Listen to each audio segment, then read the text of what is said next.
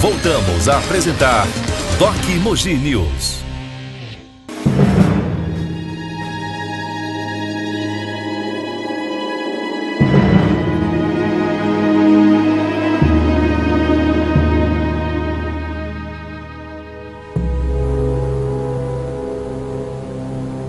As frentes de oposição paulista e gaúcha passaram a articular suas forças para derrubar Getúlio. O clima nas ruas contagiava os militares. Em diversos pontos do país, havia militares que não gostavam de ver os tenentes mandando mais que os generais.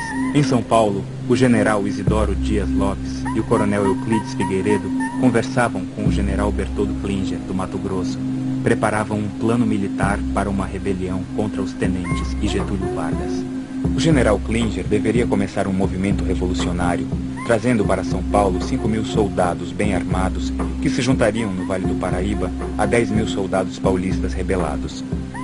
O governador gaúcho, general Flores da Cunha, dizia que mandaria tropas gaúchas em apoio. O governador de Minas também mandava recados que enviaria tropas para apoiar a revolta contra Getúlio. A data prevista para o levante era o dia 14 de julho, data da Revolução Francesa. Mas as coisas não aconteceram bem assim.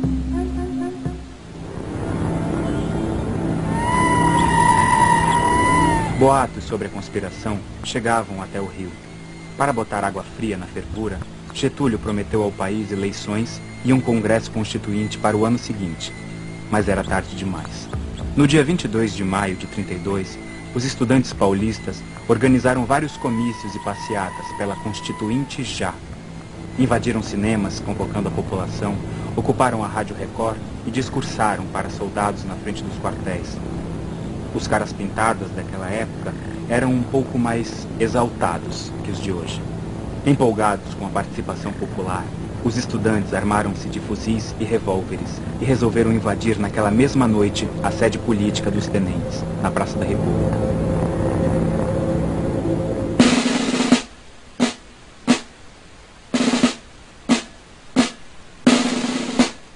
Dentro da sede política tenentista, os partidários dos tenentes tinham revólveres e uma submetralhadora. Os estudantes atacaram.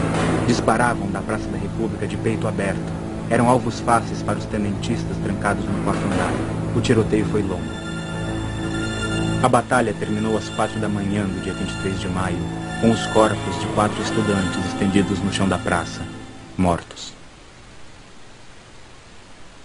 Um deles tinha apenas 14 anos. Os paulistas começaram manifestações diversas, né, em áreas de São Paulo, no centro, né? E no dia 23 de maio foi a maior manifestação que houve a morte de 4 estudantes, né? Então, Miragaia, Martins, o Drauzio e o Camargo, o MMDC. Desses 4 jovens em diante, foi aí uma morte, né? Então, ficaram como mártires dessa revolução. E partindo do dia 9 de julho até dia 2 de outubro foram vamos ser as datas de batalha, né? Os locais mais confrontantes aí, né? Naquele 23 de maio, São Paulo parou para o enterro dos 4 estudantes mortos. Nos dias seguintes ao 23 de maio, os estudantes fundaram o MMDC, sigla formada com as iniciais dos 4 estudantes, Miragaia, Martins, Drauzio e Camargo.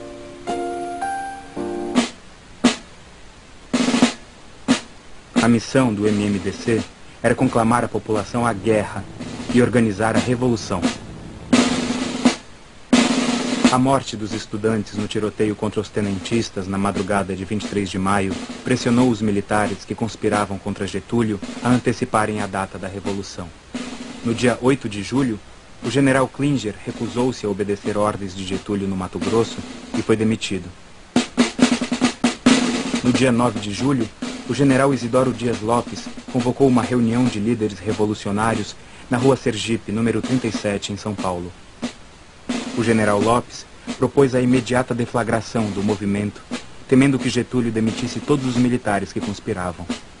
Alguns militares presentes temiam que a precipitação pudesse deixar de fora as tropas gaúchas e mineiras. Mas o argumento do general Lopes saiu vencedor. Foi decidido. Na noite daquele 9 de julho, seria aceso o estopim de uma nova revolução. Uma tropa de motociclistas e ciclistas, como se fossem os motoboys de hoje, passou a tarde inteira num entra e sai do QG improvisado na rua Sergipe, levando ordens e trazendo notícias. Foi acertado que os civis do MMDC deveriam tomar rádios e estações telegráficas naquela noite e difundir o movimento aos chefes municipais de todo o estado. O general Lopes mandou chamar o coronel Euclides Figueiredo para assumir imediatamente o comando dos quartéis ao seu lado. Às 11h40 da noite, o coronel Euclides Figueiredo entrou no comando da região militar de São Paulo. De dentro do comando, o coronel Euclides Figueiredo passou a noite telegrafando aos comandantes dos quartéis paulistas. Comunicava o início da Revolução de 32. Na madrugada de 10 de julho de 1932, São Paulo já estava sob o comando dos revolucionários. A adesão foi total. O coronel Euclides Figueiredo e o general Lopes comandavam a revolta no exército. A Força Pública de São Paulo, que era a polícia da época, também aderiu à rebelião de 9 de julho.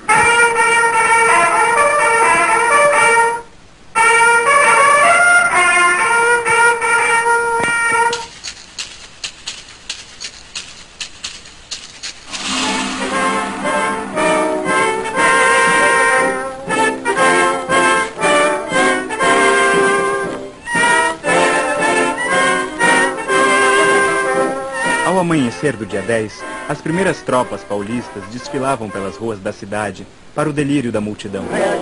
Os jornais anunciavam a guerra e conclamavam os jovens paulistas a se alistarem e seguirem para o fronte. Assim que o ex-interventor de São Paulo, tenente João Alberto, agora chefe de polícia no Rio, soube do levante paulista, mandou prender todos os homens ligados à causa paulista no Rio de Janeiro. Na sede do governo federal, o general Góes Monteiro, comandante do exército de Getúlio, começou a contabilizar forças e mobilizar as tropas federais para enfrentar os paulistas.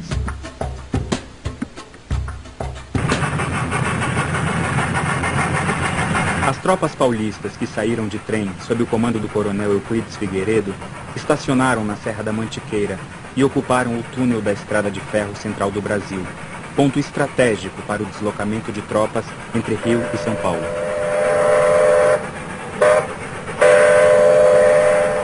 Os soldados tomaram posições no alto das escarpas.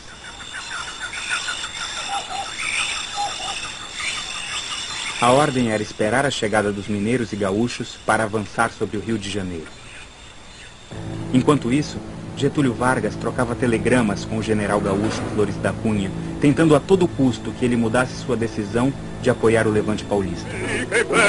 Depois de ocupar a região do túnel, o Comando Militar Paulista passou a enviar batalhões de voluntários e soldados da Força Pública para o sul do estado. Os homens partiam alegres. Achavam que estavam indo confraternizar-se com tropas aliadas que chegavam do sul.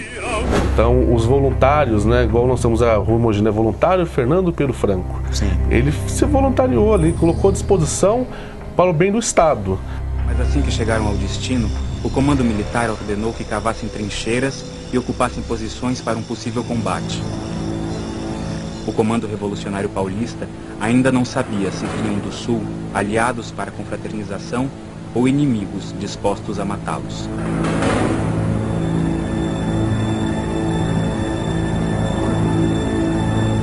Em 12 de julho, o general Klinger finalmente chegou do Mato Grosso. Mas vinha acompanhado apenas de alguns oficiais. Como havia sido demitido antes da hora por Getúlio, o general Klinger não conseguiu levantar os quartéis.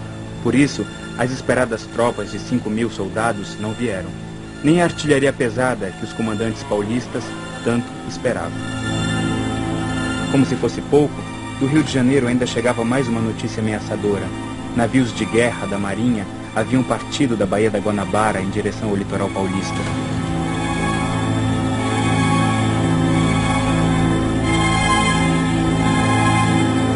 Além dos navios de guerra, o comandante do exército getulista, Góes Monteiro, enviou uma primeira tropa em direção a São Paulo, pela estrada de rodagem, já que os paulistas tinham ocupado a passagem ferroviária do túnel.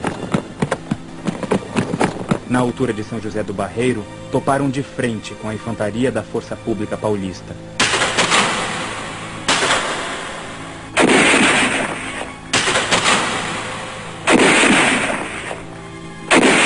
Cariocas e paulistas trocaram naquele 13 de julho os primeiros tiros da guerra. A tropa, enviada por Góes Monteiro, não conseguiu avançar pela rodovia e recuou. A guerra seria mais longa que os dois lados imaginavam.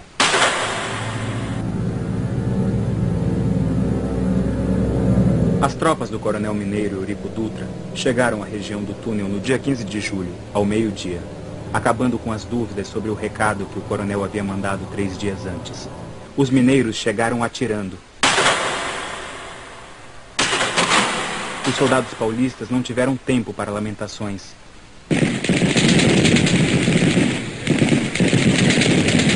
Metralhadoras e fuzis pipocaram de ambos os lados durante 4 dias seguidos.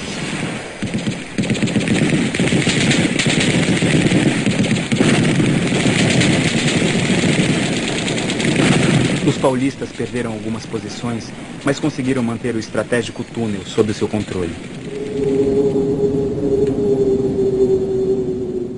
No dia 15 de julho, o delegado de Guaratinguetá, acompanhado de 15 civis armados, descobriu a presença de fuzileiros navais da Marinha de Getúlio na região de Cunha. Os fuzileiros haviam desembarcado em Paraty e subido a serra. No mesmo dia, os dois grupos entraram em combate. Ambos os lados receberam reforços e posicionaram metralhadoras para um longo conflito.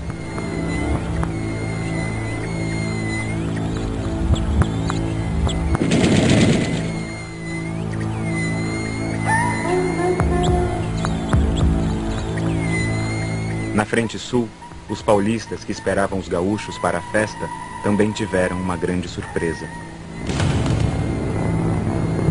Chegaram mais de 6.000 soldados vindo dos 3 estados sulinos. Vinham por todos os lados, mandando bala nos paulistas.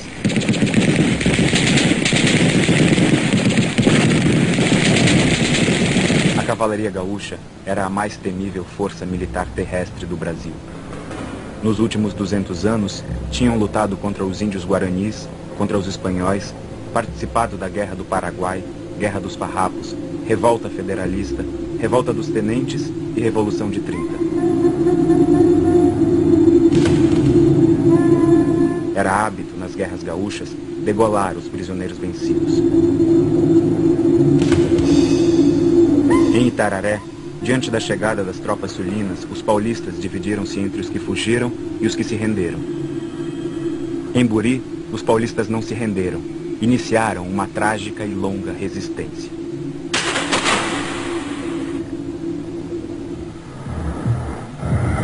Terminado o primeiro mês de guerra, o Comando Militar de São Paulo possuía um quadro nada animador da situação.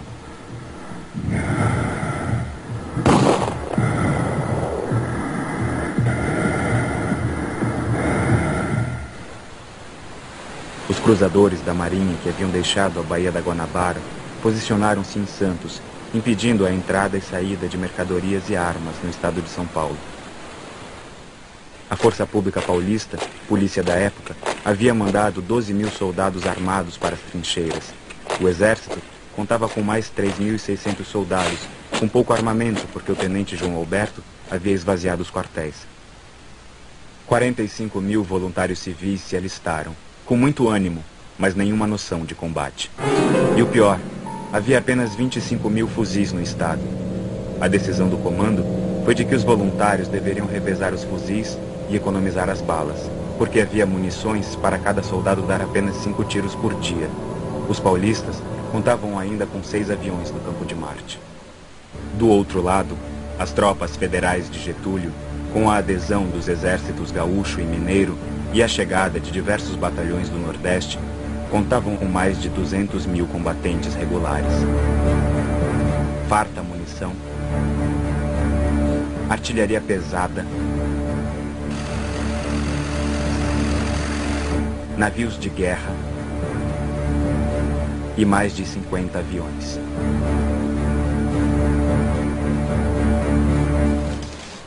Apoiado por jornais e rádios, o Comando Paulista não relatava a dificuldade da situação para não esfriar os ânimos da população. Só as vitórias eram divulgadas. A riqueza suprema, a única riqueza que São Paulo quer, a vitória, a vitória. a vitória. Os feitos heróicos dos combatentes se espalhavam pelo estado com incrível rapidez. As derrotas corriam como boatos atribuídos a traidores.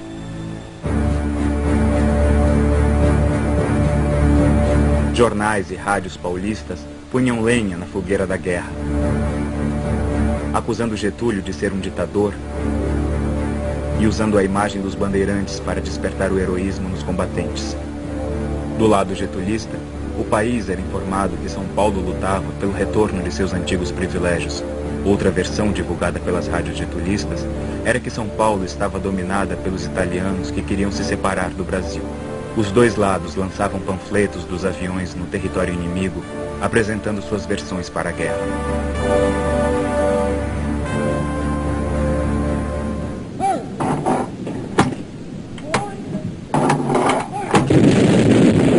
Apesar do esforço dos combatentes paulistas e da população, em vez de avançar, as tropas paulistas apenas se defendiam.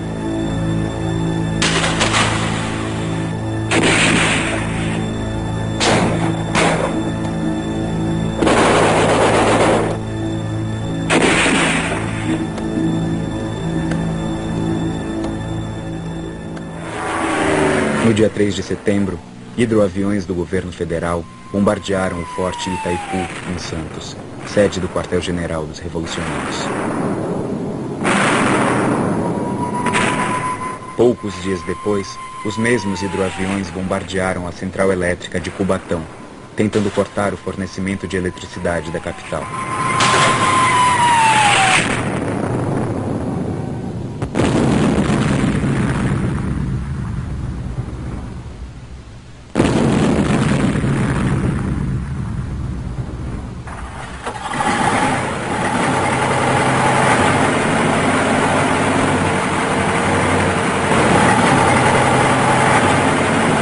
Em resposta, um avião paulista mergulhou sobre o navio de guerra getulista, disparando sua metralhadora. O avião foi abatido pelo fogo antiaéreo do navio. Morreram no mar o metralhador Mário Bittencourt e o piloto José Gomes.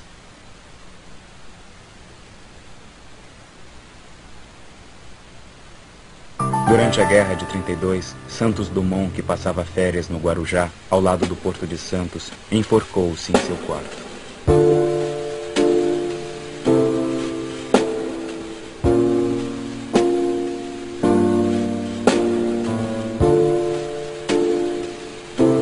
O inventor do avião havia declarado várias vezes que não suportava ver sua invenção utilizada para que irmãos se matassem.